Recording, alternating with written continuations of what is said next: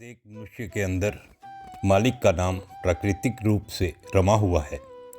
कोई भी जीव इस प्राकृतिक नियम का अपवाद नहीं है। नाम सब में समाया हुआ है और सब नाम में समाये हुए हैं।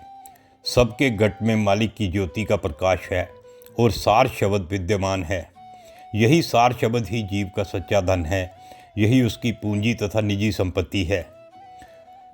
स्वयं जीव इससे अनभिज्ञ है। घट भीतर इस गुप्त खजाने का भेद केवल संत सतगुरु ही बता सकते हैं और वो ही जीव से नाम की कमाई करवा सकते हैं। स्वयं जीव ना तो इस भेद को पा सकता है और ना ही इसकी कमाई कर सकता है। यही जो घट में सच्चा नाम है, इसी में सुरती को समाविष्ट करना है।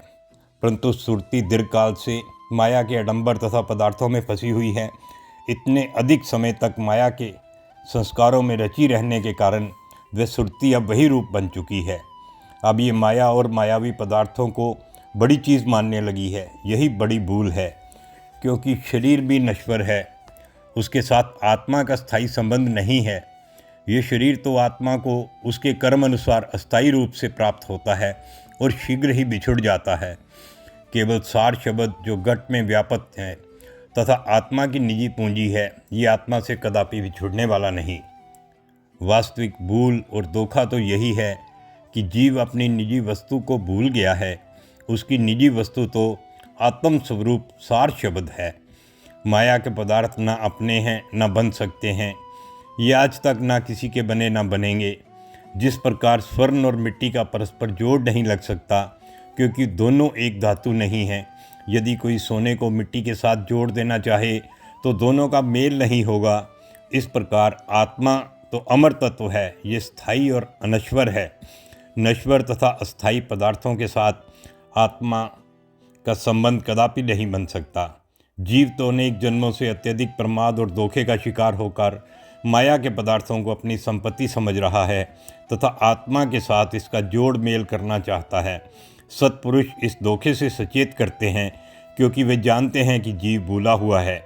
जीव तो प्रायः यही समझता है कि कुटुंब, परिवार तथा माया के अनेक पदार्थ सब अपने हैं। ये जीव का मिथ्या भ्रम है। कोई भी भ्रम में न रहे। जो भ्रम में रहता है वह सदा गलत ही करता है और गलत काम का परिणाम सदा दुखी परेशानी वाला ही होता है। यदि कोई व्यक्ति किसी जानकार से पूछे बिना किसी मार्ग पर चले तो वह अपने लक्ष्य स्थान पर पहुंचने की अपेक्षा भटक जाएगा और दुखी होगा। यही दशा इस जीव की भी है। प्रति क्षण गलत मार्ग पर चल रहा है और अपनी निजी वस्तु की परख नहीं करता। जब तक सीधा मार्ग ग्रहण न करे, निजी वस्तु की परख न करे, तब तक सुखी कैसे रह सकता है। सार शब्द ही सुख, शांति और आनंद का भंडार है। यही पाप पुण्य दोनों से मुक्त करवाने वाला, आवागमन के चक्र को काट देने वाला तथा लक्ष्य स्थान पर पहुंचाने वाला है।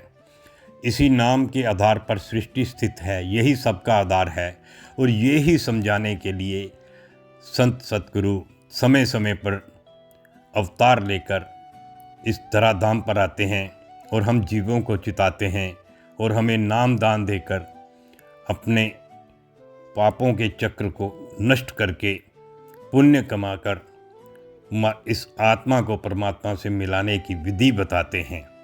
बोलो जयकारा बोल मेरे श्री गुरु महाराज की जय।